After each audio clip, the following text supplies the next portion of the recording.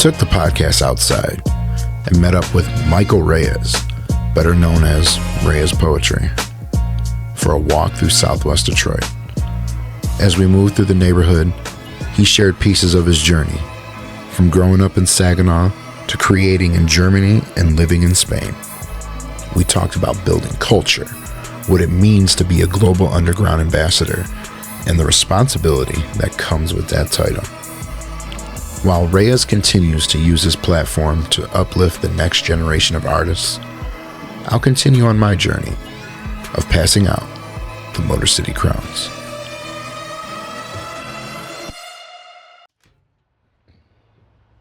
Yo, what up, though? What up, though? Brought you a bottle. Shit.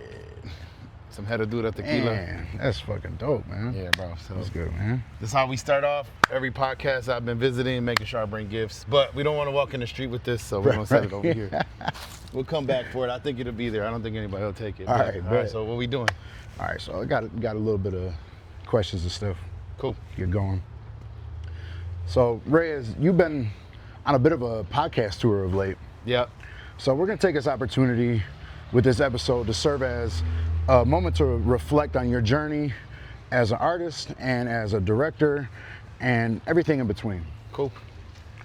You've newly been named the Global Underground Ambassador of Visit Detroit. How does that feel to be named something and that is like a title of that such? Yeah, that sort? so like Visit Detroit is basically like Detroit's tourism office in a sense, right? So I had already been working with them for maybe 3-4 years total. And I think like part of, hey, how y'all doing? Hey, how's it going? Good. Nice to see y'all. So part of like that process with Visit Detroit was kind of natural fit. So we have been kind of having a conversation about being the Global Underground Ambassador. We traveled overseas a few times. We had did a production in Paris. We had done some stuff in Manchester.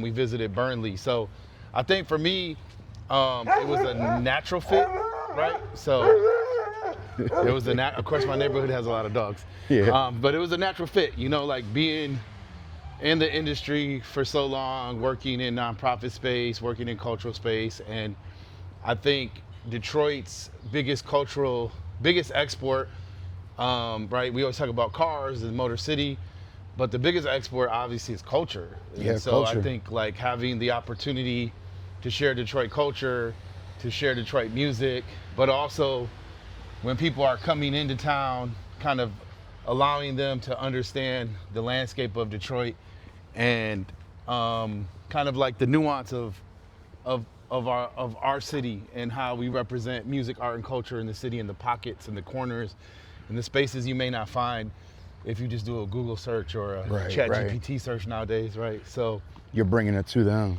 yeah, just kind of like, you know, I think there's a difference between a tourist and a world traveler.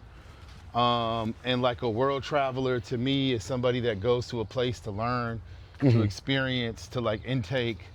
Whereas a tourist goes to a place to be serviced, right? In the sense of the tourism industry, you go for someone to like basically, you know, bring you a drink or bring Right. you a meal. Whereas a world traveler, you're going to seek where people from that region and that area go, you know? Right. So for me, that title was something we were already doing with my nonprofit. We are culture creators. We had did a number of exchanges, which I think is why Visit Detroit tapped me in to be the Global Underground Ambassador, because it was just really about how do we also take what we're doing in Detroit and show the world what's happening. So we have some stuff lined up in Mexico City with the NBA. Oh, nice. We have some stuff lined up in Paris this summer, in Berlin this summer, in the cannabis space in Berlin, and more the cultural space in Paris. And then, you know, Okay. Visit Detroit also sponsors a few football teams, or what we call soccer teams here, Yeah. in Europe. And so looking at like some of those exchanges and experiences of how we can make those connections. Right. So let's zoom out now. Not the poetry, but the purpose, not the events, but the ecosystem of it all. Yeah, I mean, like I started curating events and producing events when I was probably like 14-ish in Saginaw. That's where I grew up, Saginaw, Michigan. And I didn't leave until I was 18. And then I came back to Michigan, which was home, in 2013. It was really 2012, 2013. But for me, being in Saginaw, it really helped me kind of like hone in on the creative side. And if you can do things in Saginaw, I feel like you can create stuff anywhere. So Right. part of the experience for what we're doing here, on the creative side, is really just trying to provide access and equity for young artists of color in the city of Detroit. And that can mean a lot of things, but the simplest things is, for the nonprofit I run, We Are Culture Creators, it's really just about creating events, helping young people access opportunity in the event space, and creative space, and art space, and music space. And in the beginning, that was just about producing our own events, because Yeah. we weren't getting opportunities on Yeah, other do people's it for yourself. events. So once you start creating your own event, you create your own platform. You know, the cliche thing is you create your own table, Yeah. but literally we created our own space. So whether that was Backwoods Bonfires Music Festival with our partners Crowd Freak, whether that's Fiesta House with our partners Fiesta Vibes Detroit, Yeah. it really is just trying to show a path for young folks that you ain't really have to wait for someone to open a door. Now, obviously, there's levels, and you want to try to, get these larger contracts that are in the city and work towards becoming a real company. But you didn't have to wait. Like our first, you just met me at the Culture House. Our first events were in the backyard of the Culture House with 40 people, maybe 15 people when we Yeah. started. And now we do events with people up to 7,000, right? People at our events. So I think the bigger ecosystem in the city is that we're one collective. I'm one creative amongst a pool of hundreds of young creatives and other artists and more established creatives. Either direction. There's some people more established than me Yeah. and are creating at a high level. And then, like recently, there was an artist named Tiff Massey who just did an exhibit at the Right. Yeah. Detroit Institute of Art. Right, somebody more established than me that I can look at and be like, wow, she's really doing something huge and big. And then there's younger artists that are less established but are coming through the system and trying to figure it out. And so I feel like I'm just one of those people contributing to what's happening right now in Detroit. Right. What's called you to move from expressing culture to organizing it? Just the need. Like, it wasn't really, like, part of it is things I do with culture creators or some of the curation will always help your career as an artist, because Right. you're the person helping, like, kind of create the landscape for the culture. I seen this thing with Questlove from The Roots, and Questlove said when they were coming up in New York on their way from Philly, because they're from Philadelphia, he was like, there wasn't really a scene for their type of music. And so he said, well, I just should create it. And so he started to create the scene. So as somebody that's an arts curator, if that kind of scene isn't there, or the shows aren't there for what I want to go to, simply we create it. So like Fiesta House is a perfect example of that.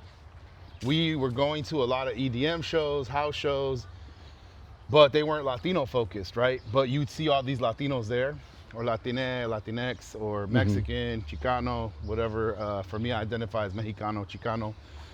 But we would see these Latinos in the space, and there really wasn't a space for us to gather in those venues. And that's from Big Pink to TV Lounge. El Club did do a few shows, but it still wasn't like us producing. Yeah. And so for us, looking at that was like, okay, let's create an environment that's house music driven, but still authentically our identity and our culture. And so like with EJ, my business partner from Fiesta Vibes Detroit, he kept pushing to do these house events. And that's another thing about being someone who curates, is you have to be open to listen. One, to people that are younger than you, people that have maybe more experience in a different pocket than you, or people that are more in the culture, because I missed the mark for a little bit. Like, I didn't understand that there was a population for house music that was Latino, right? I was missing the mark. Okay. We were in Austin and we saw a show, and I was like, I get it. Took me 2 seconds. I saw the space. I'm like, I understand now. Right. So coming back, we created Fiesta House. Got to be exposed to that for you to understand it. Yeah. So like coming back, we created Fiesta House only because that's the events we want to go to. Right. So it started because there was a need, right? So going from being an artist only, and also in Chicago, I ran a youth center there for almost 13 years, and we did like 144 events a year. So I was curating events since 2000, bro. Like Okay. we were doing, and in that space, there was a bunch of artists that came out of there that's worked with Chance the Rapper, they produced for Childish Gambino, people that are Emmy nominated, that got Grammy nominations. They all went through a program called Bate Urbano in Chicago. But I always wanted to be home. Didn't know how to be home. Yeah. Figured that I would figure it out at some point. And so when I had the opportunity, and love brought me here, fell in love with someone.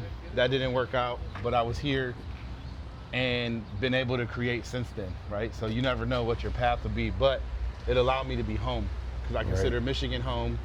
I'm not a native of Detroit, but I'm from Saginaw, which is about an hour and 30 minutes, and there's a lot of similarities. Do have a lot of family here, a lot of cousins. But that's more so like, for me, home is Saginaw, but Detroit has become, where I'm based out of, where I create, and this is considered home to me. Do you ever miss just being an artist sometimes? Not really. It's boring. Like, I feel like being an artist is boring. Like, I don't know, sometimes we take ourselves so serious, but we're creating art, and I get it. There is an important level, at a higher level, and people would call that a vibration. Yes, we're creating thoughts, we're influencing. Nah, I don't. I would be so bored doing that. That's why I did. That's why I transitioned to create, right? To curate, because at some point, being an artist wasn't enough. It wasn't fulfilling enough. It didn't give me enough fulfillment. So helping other people, like the same creative energy I get from writing a poem is the same feeling I get when I curate an event and I watch people experience that event and walk through that event and enter into a space that I designed and created or helped organize or helped book or helped shape. Right. The same feeling I get from performing. Now, I will say there is nothing like being on stage with like 400 people in front of you and it's just you presenting, performing, and sharing and having that audience. There's definitely a different fulfillment with that. But to me, curating events give me a similar feeling. What part of Detroit are you excited for the world to finally notice? I don't know, man. Detroit is known. It's just like, I don't know. I feel like if you're in Detroit, sometimes it's hard. If you've never traveled outside of your neighborhood, or maybe you've never experienced going to Berlin and people understanding like techno is from here. People coming up talking, if you say you're from Detroit, start talking about Jay Dilla and its production. If you go to Paris, Detroit, people talk, they understand and know Detroit. So I think even like right now in the rap scene, like the Detroit artists are really bubbling across the country. So I think the perception of Detroit being underdeveloped, of being in decay, of being like, there's dualities. Like, you definitely have neighborhoods that are still experiencing high crime rates in the sense of lack of resources and infrastructure. Yeah. But in the same breath, you can go to an event every single day in Detroit that is 80% black, right? Like, the city's 80% black. So a lot of the spaces you go to are definitely black-focused events. You add in Latinos, you add in Arab folks, you add in other demographics like Bengali folks. And what you end up having is a whole series all year where you could go to something every single day. Yeah. From Christmas Eve to Christmas Day to New Year's, 365 days, there's something happening in Detroit culturally, artistically, musically. So to me, that I think is something that I don't think people understand how much culture is here. Yeah. And I've lived in New York, I've lived in Chicago, I lived in Madrid, I've traveled around the world. So you're well cultured in that way. Yeah, so definitely when you say, oh, well, it's not like New York, of course it's not like New York. Most places in the world aren't like New York. Yeah. Oh, it's not like Chicago, it's not. But there is its own characteristics that make it its own unique experience that to me make Detroit a beautiful place to build, live, create, and be a part of community. What does it mean, or how do you build a cultural system and help it grow when you're not in the room? I mean, all you gotta, like, really, there's hundreds of other groups in the city that are doing great work, right? We Are Culture Creators is one group. So I think that for me, my best representation is someone like Damasio, who's an artist from Southwest Detroit, who's a painter, who's a rapper, makes beats, who's toured. And seeing his work now as he's growing up and establishing himself in his own brand with nonstop hip hop, to me, those type of creatives are the example of the impact of our work as We Are Culture Creators. And I can list another probably 7 groups that have worked and come out of our work and our system, and whether it's like they were with us every day or maybe they just were influenced on a workshop. You know, you got Menace Media who's worked with us, who creates. Yeah. And so all these kind of like branches, and it's not to take credit for like their work, it's to say that in tandem they contributed to We Are Culture Creators, we contributed to their work, and then what happens is it branches out and becomes its own kind of sustainable project, and then that all feeds back into our work. And so right. It's a symbiotic relationship between creating opportunity for people, allowing space for people to have access to opportunity and equipment and growth and mentorship, because that's already in those folks, right? Like they already have that potential. Yeah. They just absolutely. may not have someone showing them like, hey, you can actually make a living with art. You can actually organize your own organization, create your own opportunity. How do you feel about your leadership within We Are Culture Creators and the event Backwoods Bonfires? Well, those are 2 separate projects, right? So We Are Culture Creators is its own entity as a 501c3. It's a nonprofit organization. That foundation is built on providing opportunity for young people, providing training, providing space. So in that, to me, I could definitely envision a time where I'm not doing We Are Culture Creators for sure. That's not even, it's not like a thing. And I can also think about a time when We Are Culture Creators doesn't exist as We Are Culture Creators. And the reasoning I say that is that a lot of times in the nonprofit space, it's its own, like we call it the nonprofit industrial complex. Yeah. It's its own entity, right? So it's its own institutionalized like norm. So what happens is people will just keep funding stuff or find money for a program that doesn't make sense anymore. And then that program becomes ineffective, right? You don't have young people going to it. You just haven't, like you have these cathedrals of empty space that are beautiful buildings, but nobody's in them. Right. You have the best facilities, but nobody's using the computers. And so for me, I feel like there is opportunity for other young folks to create their own path, their own vision, their own way. And so I could see a moment where We Are Culture Creators doesn't exist as We Are Culture Creators. But then we have nonstop hip hop, we have Menace Media, we have all these other, His Optics, you have all these other, another collective, Medium. You have all these other groups building their own way. So to me, the most impactful part of leadership that I could express is anything I could tell you is just show you all the groups that we've worked with that are building their own way. And that's the kind of inspired in a way. Yeah, inspired or connected or helped. I mean, just at least been in their sphere of influence. Right. So on the other side, for Backwoods and Bonfires, that's a separate project. Like Backwoods and Bonfires was a partnership with Crowd Freak, and we had owned a property that we bought off the Wayne County auction. And yeah. really, it was up for demo at one point. So we bought this little house. Elizabeth Stone bought it, my business partner. And we had this little, like, 3 lots kind of locked in a corner. And so when I met with the guys from Crop Freak and showed Kurt, I was like, hey, this is one of our spaces. He was super excited to think about doing like a small music festival. And I remember when we bought that property, we were like, man, it would be so difficult to fill this yard because it's so big. But a quick, Doja Cat, 3 years later, we got like 4 years later, we're booking all the top artists in Detroit. We're booking national acts. We outgrow that space. We're in a battle with the city to understand like the legal side of it, because we're all just throwing events. We didn't understand that there was an events department. Yeah. We didn't understand liquor licensing. We're just like, okay, So many hoops to jump through at that point. Yeah, and I think it's important to also know and learn the system. So I do think there's things that can be fixed and can be better. Like we're having a meeting with a few of the mayoral candidates. Yeah.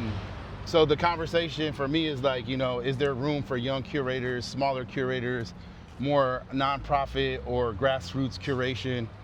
Because had we had to do Backwoods and Bonfires completely legal, we probably wouldn't have been able to scale it.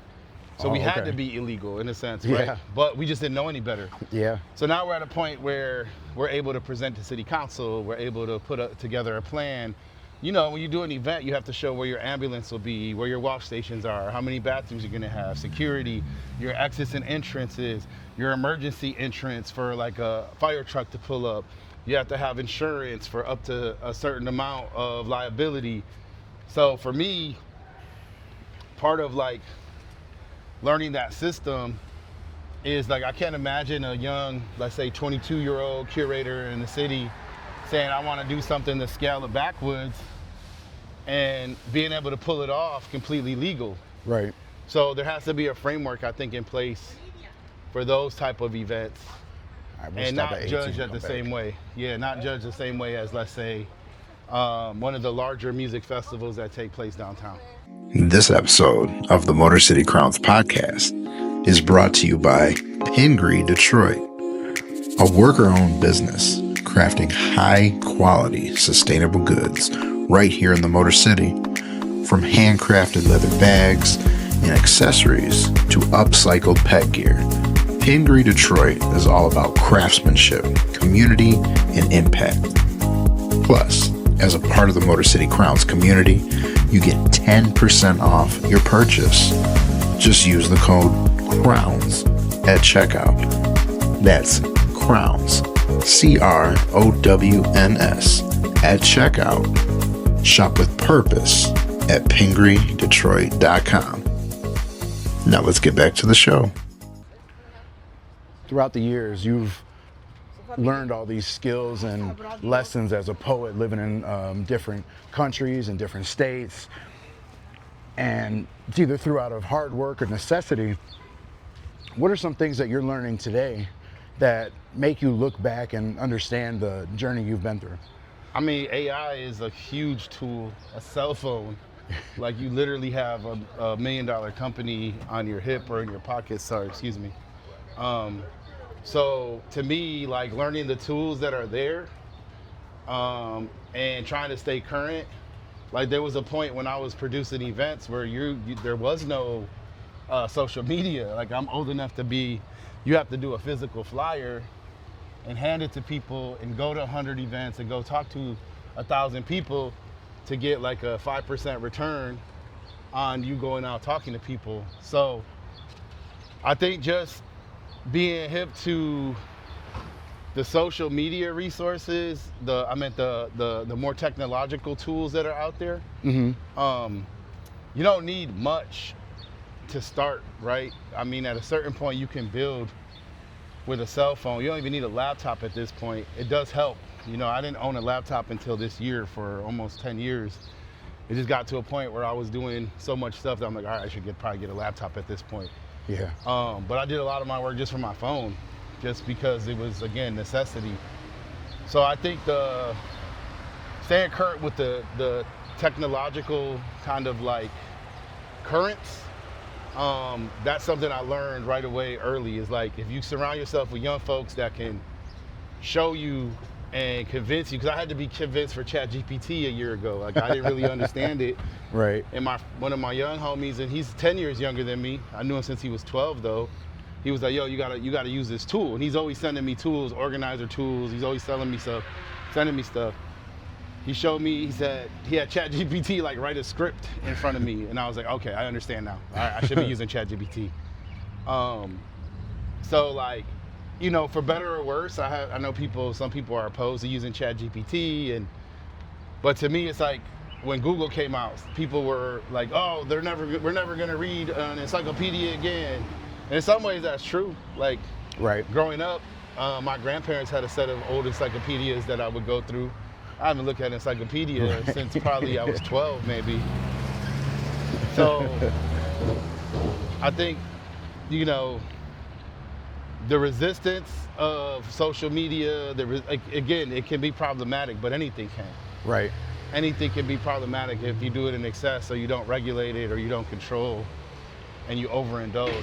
So for me, it's just like understanding like technology trends, understanding the current, like technically on the business side of music events, we're like, people come to events. It's cool that we do events, but we're in like data business. We're like in marketing. So Yeah.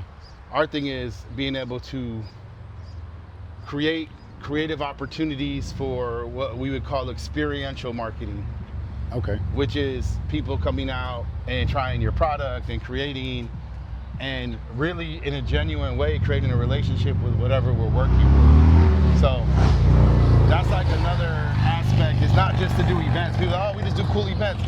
It's like, bro, that's like the one notch of what we're doing, right? We're on one side, there's that, and we want to create opportunity and access pathways, but in order to do that, we have to have money. In order to have money, we have to have partnerships, whether that's with grants and funding, sponsorship, or contracts.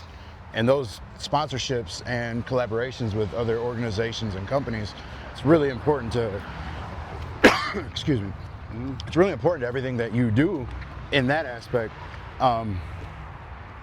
How does that impact the type of services that you can offer? Oh, it depends what we're talking about. Again, the 501c3 is its own entity. So Okay. that entity is open to everybody. Anyone can be a part of it. Those resources are available. So if we get a grant, for instance, we just got a grant with MTV, Lululemon, and Pinterest, right? They have a collective fund that we won, that we didn't even apply for. Somebody applied, submitted us. And so we won those funds, but those funds are gonna be used for, they call it cultural healing. So, you know, just things that are more focused on using culture, art as a way of healing, as a way of remembering, as a way of connecting with community, as a way of building community.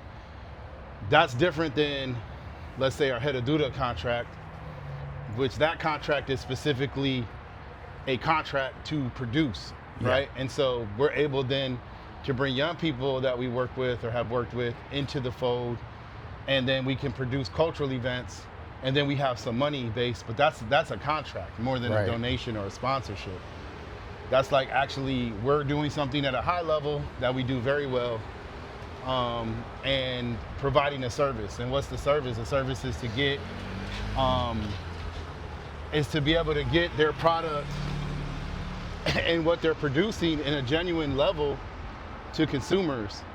And our following, we don't consider them like a consumer, right? We consider them really anyone who comes to our show as like kind of a partner. Okay. But we are able to take those resources that brand may believe in us and what we're doing, and then produce the events. Really what we're doing with those funds is taking what's in our mind as creatives and having the capital and money to actually produce what's in our mind. Okay. That's really what it comes down to a lot of times with those projects. So there's a difference between a grant, a contract, and a sponsorship. Okay. And which type of those, like a grant, sponsorship, or what was the third one? I can't remember. Grant, sponsorships, and Grant, the sponsorship, contracts. contract. Which one of those, what type of those is the most beneficial to your cause? Doesn't matter, because we're gonna use that money in the right way. So it doesn't really make a difference. Honestly, all of our partners, we appreciate them, whether it's through a grant or whether it's through a contract, because really those partnerships, they're stamping you as a creative entity with trust. So we have a project with let's say the Detroit Pistons, and we use their facility maybe 3 or 4 times a year. We do some outside projects with them. That's a stamp of approval that we're a trusted partner, which leads to other partnerships. Right? Good. So if I go to a company and say, hey, we work with the Pistons, and we have for the last 7 years, that gives some level of like, okay, you understand like that part of the work. On the grant side, we're constantly applying for grants, right? Like that's an active thing we do. But to me, the most beneficial is the money that we earn on our own. Yeah. Because that money allows us to do the things we want to do the way we want to do them with no strings attached. And generally, with most corporations, they may have some stipulations, but we're kind of creating at such a high level at this point that we're able to produce what we want to produce. And we have partners that believe in what we're producing. Yeah. Which is the reason why they're working with us. Yeah, that's good. You told me about how you've been to other countries. You lived in Spain, and you took some of these artists to Germany, and you just came back from Mexico. Yep. What is the experience like as an artist opposed to as somebody who is now in the position you're in now? It's the same, because my art is creating that environment for those young people. Is it more fulfilling now to see that? It's the same. Okay. Like writing a poem and creating a trip has the same energy for me. There's really not too much of a difference, because then to me my art is creating events as opposed to creating a poem.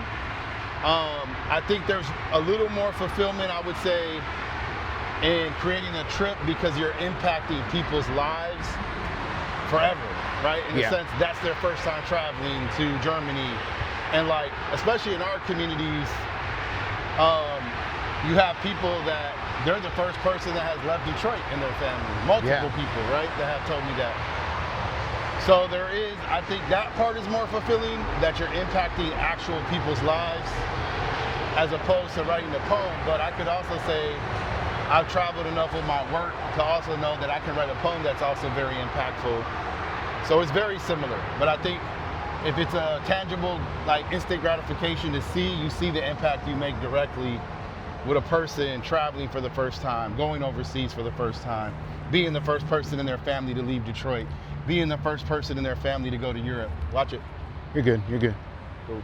I want you to get hit by a truck. What would your younger self think of what you're doing now? I ain't doing enough. He Really? said, why didn't you do more work? Yeah, my younger self would be like, bro, what you doing? Like, why didn't you do more work? Yeah, I think my younger self definitely would be like, bro, you ain't doing enough. You need to be working harder. Why you're more relaxed now. You need to be more intense with what you're trying to do. My younger self worked really hard. Okay. Well, I think you're doing a good job and you're working hard now. Yeah, but like the thing is, like, I don't know, my younger self was definitely more intense than I've mellowed out a bit and been more realistic with what we're doing. Like my younger self was much more like, no matter what. I mean, I still have that part of my identity, but yeah, my younger self was like, bro, you ain't working hard enough. I know you said you wanted to grab a coffee. Did you want to stop and grab something? I think we passed it, but it's all right. We'll go with this. Right. We'll go up this way. All right, cool. Yeah. How has your purpose aged with you, or have you kind of outgrown it and it's evolved? I mean, I think everybody has to reevaluate. If you're doing the same thing for 30 years, I mean, some people are good at that. I've reinvented myself 4 times, very similar purposes, but in Chicago, I mean, like, let's say in Saginaw, it was much more learning, because we didn't even know nonprofits existed. We didn't know organizations existed. Chicago was much more a very sophisticated organization that understood the process of grants and work, but also had a very heavy social justice, leftist-based ideology about self-determination, self-realization, self-actualization. In particular, for them, it was for Puerto Rican people and Latinos and folks of color. And then evolving here, being an independent artist, and then having my own nonprofit, and now kind of moving in the direction of like a adjacent to the nonprofit, a marketing company that allows us to bring money into the nonprofit. I think all of those identities are different, and I feel like as a creative, you have a right to reinvent yourself anytime you feel like you want to do it. It's just a matter of making that choice and being, okay, well, you start making decisions towards your goal, and then eventually people will see you in that light. For a long time in Detroit, people didn't even know I did poetry.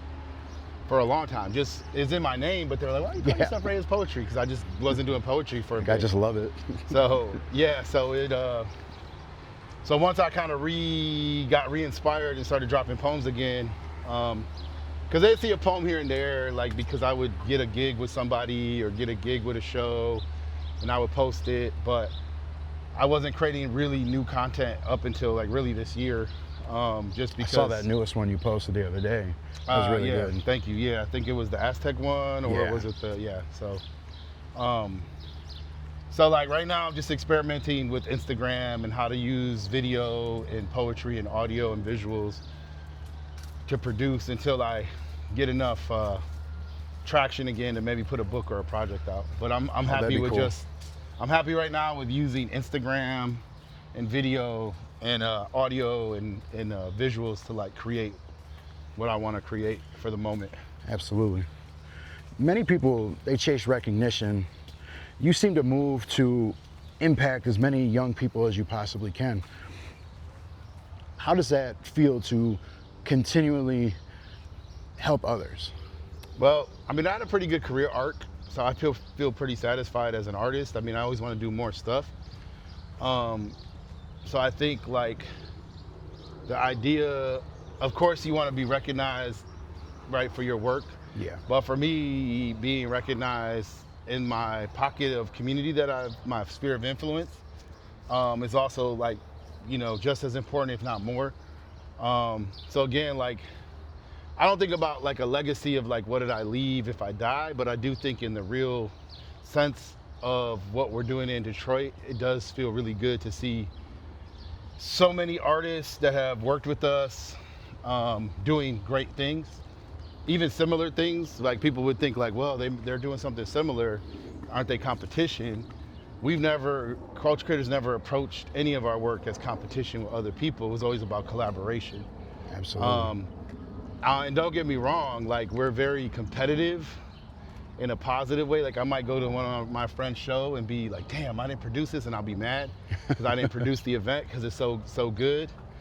But it's more of a compliment than like me feeling like I don't want them to produce or do what they're doing. So I think everyone's got to explore their own path on it. Well, I mean, also people are going to do stuff better than what I can do in certain pockets, right? Like you guys have to realize, like, if it's a woman of color focused event, someone's going to produce that way better than I can because I don't have that experience, you know? Exactly. So I think like those type of things keep things for me in perspective of like, there's so many amazing young folks producing and creating that have come through Culture Creators or have worked with us. And then there's also a bunch that haven't, that were like our peers, right? Like there was a bunch of groups, like the Hooligans was another group that, you know, we really respect and work with and have worked with over the years. Motor City Street Dance Academy is another organization that we've worked with over the years. We do different things, but we also do similar things. So to me, if a young person has an opportunity to go to 7 different organizations in the community, then our community has won, regardless if they're with us or if they're with another group that fits them better. So you were talking a little bit about not really worried about leaving a legacy, but if no one remembered you, but you lived by your message, would that be enough? I don't know, man. I don't even think about that. I don't think about death in that way. I feel like our lives are fleeting, and if you put it in a larger, like, historical context, you know, there was probably some poet that sat by the pyramids, that sat by the Nile, that wrote a poem that was written and people really liked for a few hundred years and probably has disappeared and no one will remember it. So to me, I don't know, I don't think of it that way. I feel like you just do the best you can do while you're here to make a positive impact and contribute in some way. And that's all I kind of focus on is like, am I doing the best with the abilities that I've been given? Right. Because like I never trained to be a poet. It was just something that naturally I was always able to do since I was young. And you picked it up and you ran with it. And it just was something that always opened doors. It just always opened doors. And it always comes back to, regardless of how far I went with culture creators, it always shot back to being a poet, opening a door, connecting, building.